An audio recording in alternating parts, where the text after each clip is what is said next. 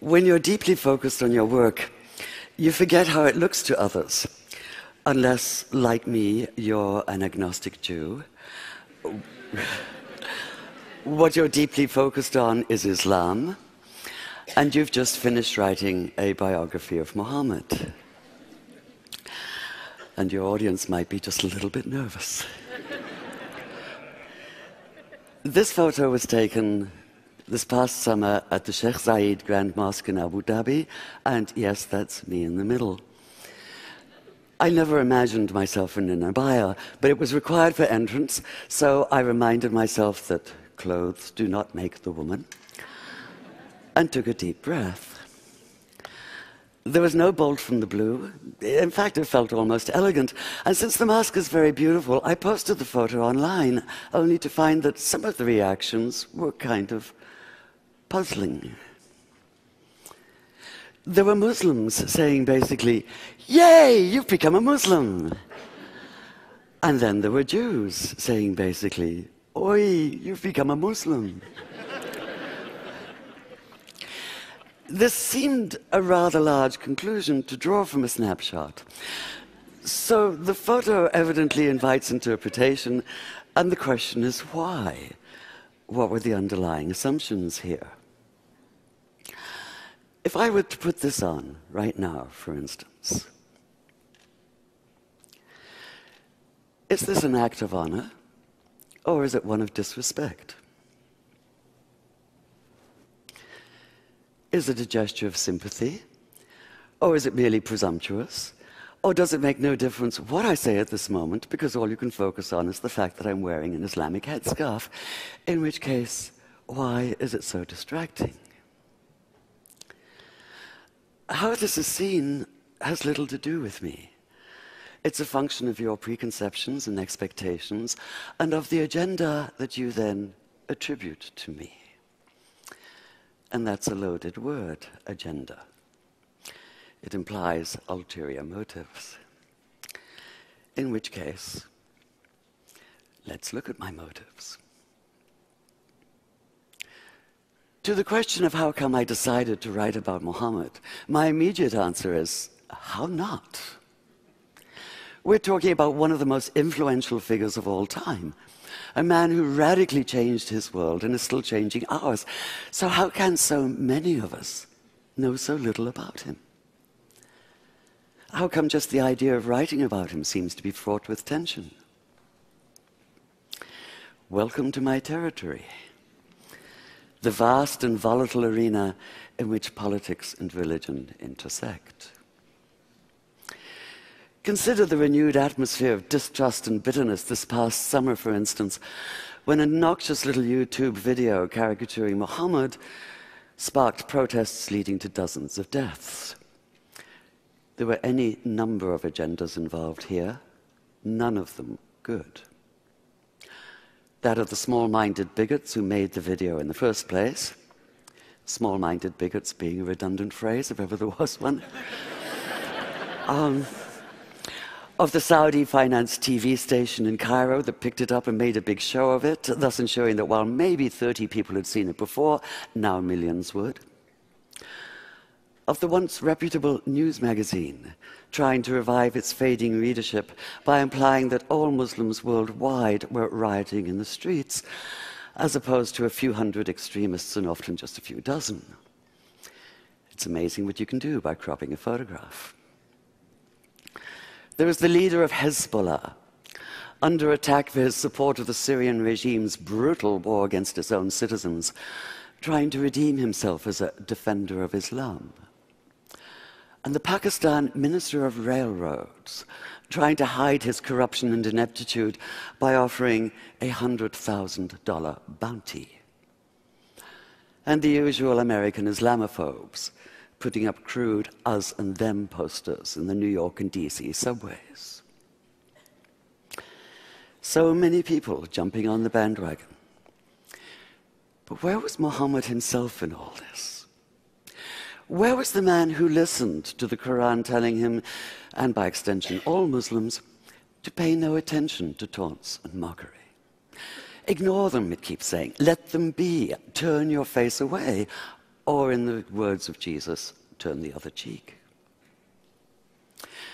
While Muhammad has certainly been distorted by his detractors, he sometimes seems to have been equally distorted by the loudest of his self-proclaimed defenders, which makes it all the more urgent that we know who he really was. Yet the millions, if not billions, of words that have been written about him often seem to obscure as much as they reveal.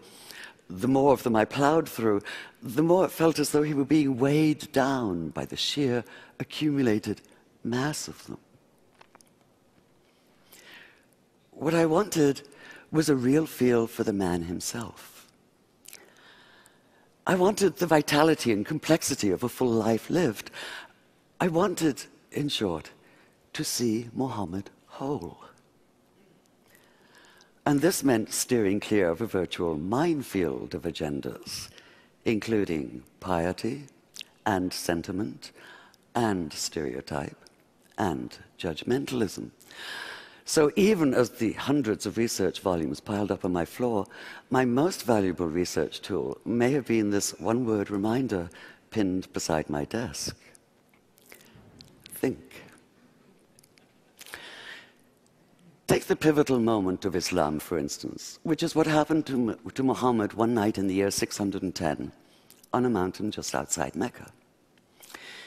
He'd gone up there, it seems, in the hope of perhaps a quiet moment of insight. The last thing he expected was the blinding weight of revelation. So what struck me in the earliest account we have of that night was not even so much what happened as what did not happen. Muhammad did not come floating off the mountain as though walking on air.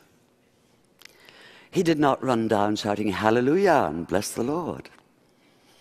He did not radiate light and joy. There were no choirs of angels, no music of the spheres, no elation, no ecstasy, no golden aura surrounding him. Not even the whole of the Quran fully revealed, but only 5 brief verses. In short, he did none of the things that might make it easy to cry foul, to put down the whole account as an invention, a cover for something as mundane as personal ambition. Quite the opposite. In his own reported words, he was convinced at first that what had happened couldn't have been real. At best, he thought it had to have been a hallucination, his own mind working against him. At worst, possession, and he'd been seized by an evil jinn, a spirit out to deceive him, even crush the life out of him.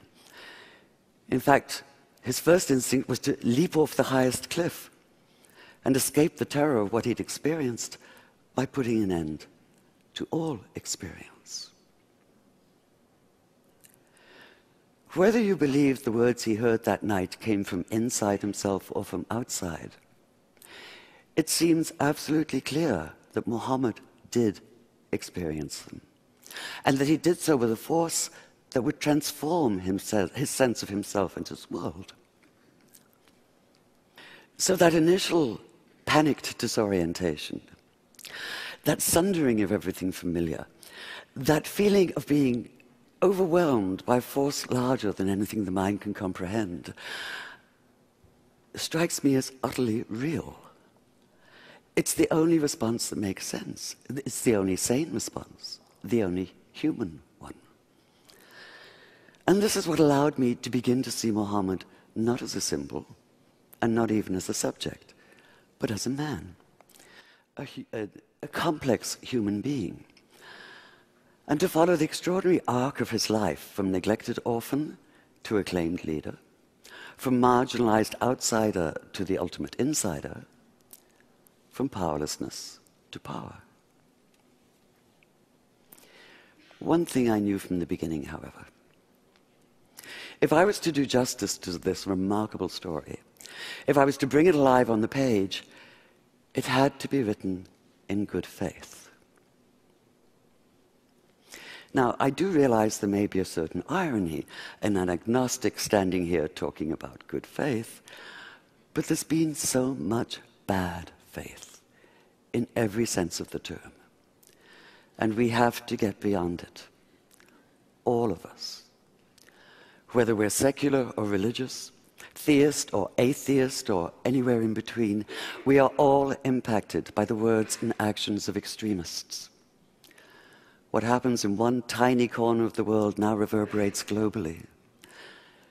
But whether we live in Tehran or in Tel Aviv, in New York or in New Delhi, we do have a choice. We can refuse. Refuse, that is, to allow ourselves to be led by anger and suspicion. Refuse to allow ourselves to be manipulated by extremists of all stripes. Refuse their narrow vision, their comic book distortions, their miserably small minds. We have to reclaim the narrative, the full narrative, beyond stereotypes, beyond snap judgments, beyond headscarves. Just as we need to see Muhammad whole, so we need to start seeing each other whole, in good faith. Thank you.